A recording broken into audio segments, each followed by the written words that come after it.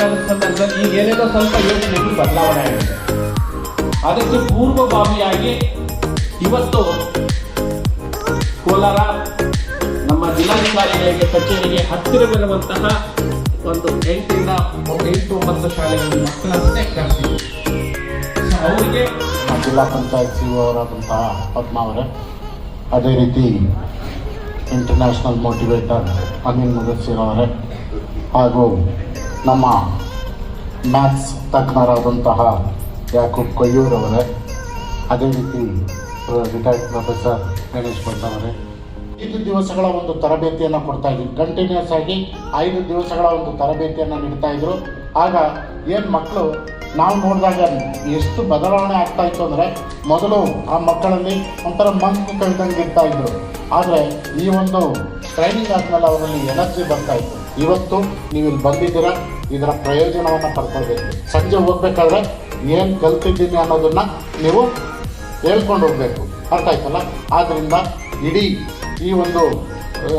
ದಿನದ ಒಂದು ಸೆಷನ್ನ ಪ್ರಯೋಜನವನ್ನು ನೀವು ಪಡ್ಕೊಳ್ಳಿ. ಇದರ ಅಲ್ಟಿಮೇಟ್ ಉದ್ದೇಶ ಇಷ್ಟೇ.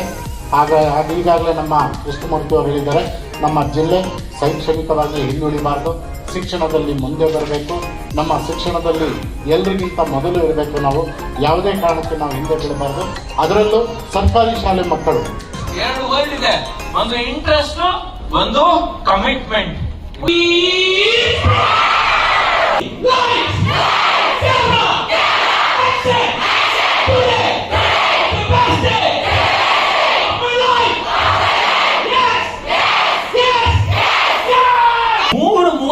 ಮುಂಚೆ 3:25 ಆದಾಗ ಒಂದು ಟೆನ್ಷನ್ ಶುರು ಆಗುತ್ತೆ.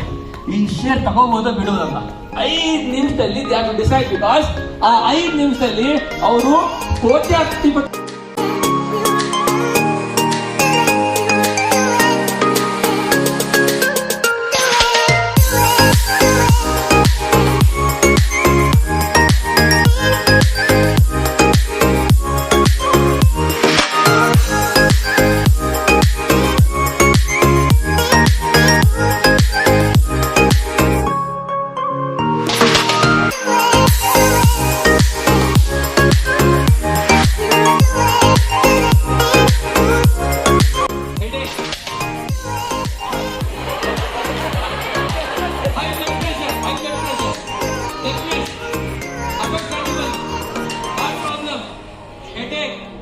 Deafness, high blood pressure.